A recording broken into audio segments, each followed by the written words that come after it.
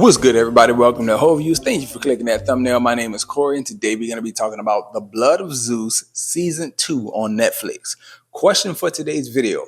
After 4 years of waiting for Season 2 and finally getting Season 2, do you still care about the story they're trying to tell with Heron? I'll be honest, I struggled a bit to get back into this. I watched the first 2 episodes and I took a long pause before actually watching and completing the rest of the season because I just wasn't as invested as I was if this season would have came out maybe 2 years ago, maybe a 2-year break between seasons. But to have a complete 4-year break before you drop a second season was just a very long time for me to try to catch up, remember, and even still be invested with what are they going to do next with these characters. Season 2 is actually quite different from season 1. They made a lot of changes as to who and what they talk about and try to show you and what kind of stories they're trying to tell with season 2 as opposed to season 1. Season 1 really focused on Heron and Seraphim and Heron's relationship with Zeus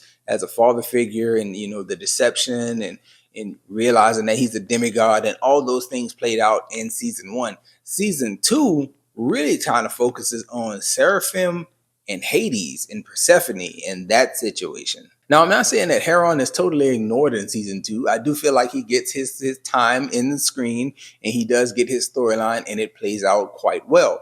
But he does absolutely take a backseat to Hades, Persephone, and Seraphim in at least close to half of the episodes, if I'm being honest. Or at least that's what it felt like. Now, not being too negative here, I think that the season is a good, solid season. I didn't like the ending because it's a cliffhanger style ending. And I want clarity and I want closure with these characters before we move on and, we're done telling the story of Heron and his rise among the Olympus gods. But I will say I didn't find this season to be as exciting as season 1 because of the way they tried to tell the story. In season 1, it was a lot of things happening. We didn't necessarily know. And at the end, we got some reveals, but it still wasn't the total story. Here in season 2, we're definitely getting more of the why this is happening, why that has already happened in season 1. Why do these people actually pull strings, from behind the scenes? What's going on with them? We actually get answers to those questions as we're watching things unfold. So we really get a lot of whys answered in season 2 before you even get to the action of season 2. And so I was happy with it. I think it was cool. It was different, but it was still quite cool in my opinion. I mainly like this show for the animation style and the action.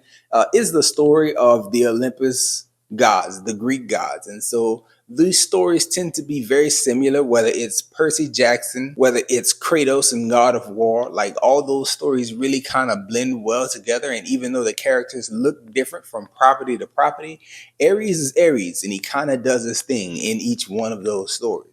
And it's the same thing for our protagonists. You can see elements of Kratos in Heron. You can see elements of Percy Jackson in Heron. It's all these things kind of blend.